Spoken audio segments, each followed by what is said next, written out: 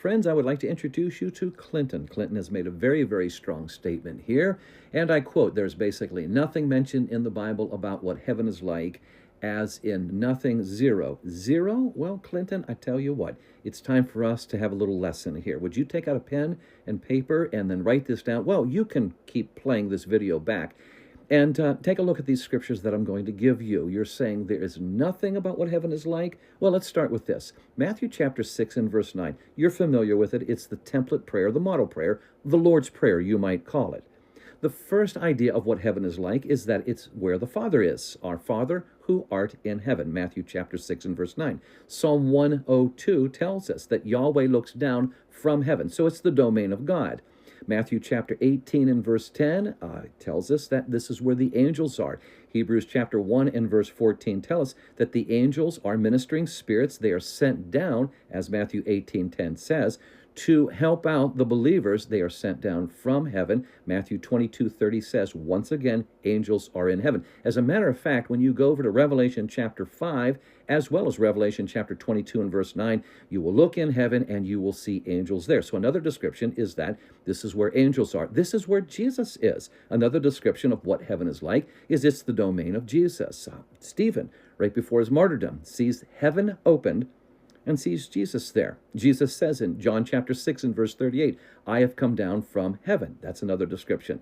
But Clinton, I'll tell you what, if you go over to Revelation chapter 4 and you're wanting to know what heaven is like, why then go right into there, and in the opening verses, the invitation by God himself is to come up here into heaven, and I'm going to show you the future. And while he is there, he is looking at heaven with a description of what's going to happen. But in verse 2, he starts giving you a description of heaven. Clinton, you are going to be amazed at the description of heaven. The throne is there. Emanating from the throne are these holy colors, these auras, these different hues of God's purity, the Iospis, the diamond white of purity and holiness. And yet, the blood of Christ is also signified as you see the carnelian or sardius color of red surrounding this throne. A description of heaven now, Clinton.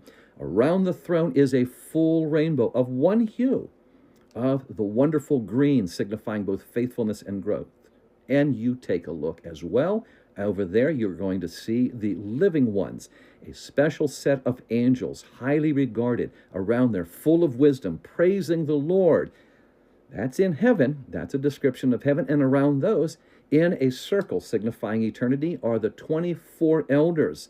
Could be signifying the ministrations of the priesthood from the Old Testament, or the bringing together of the two 12s. 12 is the number of foundation of the Old Testament, 12 tribes of Israel, New Testament, 12 disciples together. And they are around there. The description in heaven of what heaven is like is that they are taking all of their honors, throwing them down before the Lord and praising him, surrounded by angels. Description of heaven, Revelation chapter 5. Jesus sits down in heaven, a description of heaven, on the throne. And he is taking back control of the universe, the singing, the celebration by the angels. It tells you 10,000 times 10,000s and thousands of thousands. One Bible scholar says if you want to get literal on that math, that would be 1 billion angels. Clinton, that's in heaven. Go back to Daniel chapter 7. You will see something similar there. Daniel gives you an Old Testament vision of what heaven is like. Now, I'm going to have another video here in just a little bit because I think maybe you'll want to write these down. Go to these different passages and take a look at them, and you're going to see, as we see, these wonderful, wonderful truths of indeed there are descriptions all over of heaven. Psalm 23 and verse 6 says it's going to be our home. It'll be our forever home. And when we go there, 2 Corinthians chapter 5 verses 6 through 8 says, indeed, the Father says, when we Christians are absent from this body, we are heading home. Hey, that's a description of heaven as well.